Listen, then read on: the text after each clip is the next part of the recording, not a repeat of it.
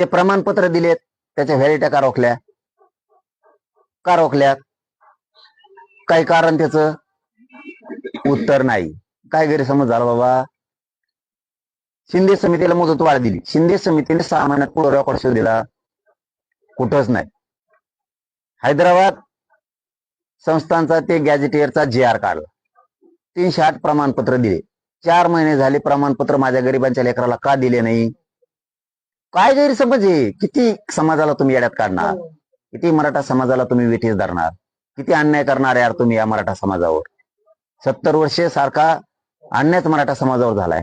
तुम्ही आल्यावर सत्तेत, मराठ्याचे लोक आल्यावर तरी वाटलं होतं ती कमी होईल, उलट जास्त व्हायला लागला ना. काय गैरसमज आहे? तुम्ही गुन्हे मागे येऊ म्हणले, घेतले नाही. काय गैरसमज आहे? तुम्ही सांगितलं 1 महिन्याचा वेळ द्या, सातारा संस्थांचं गॅजेटियरचा GR काढतो. काय गैरसमज आहे आमचा? कुठं गैरसमज आहे? तुम्ही दिलेलंच बोलतोय आम्ही, द्या नोंदी शोधा. अरे त्या पाटणमध्ये, सातारा जिल्ह्यात कित्येक तरी फाईल थांबून धरल्या पाटणमध्ये. का बरं? 400-500 आकडा आहे, तसा मी कमी केलाय. त्यांनी सांगितलं 4000, मी 400-500 आलो. काल मला साताऱ्याच्या बांधवांनी येऊन सांगितलंय 4-1000 फाईल आहेत जिल्ह्याच्या. मी तरी 200-400च म्हणतो. का थांबिल्या? मोडी लिपी सापडलेल्या नोंदी.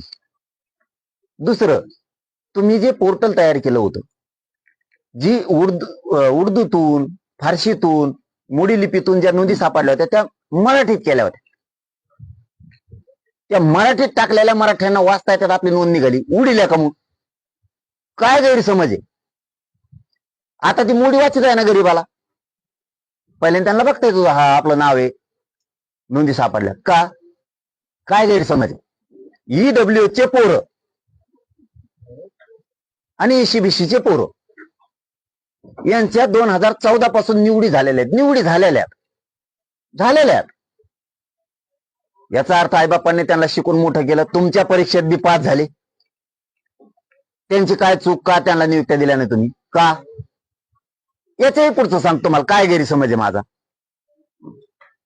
MPSC च्या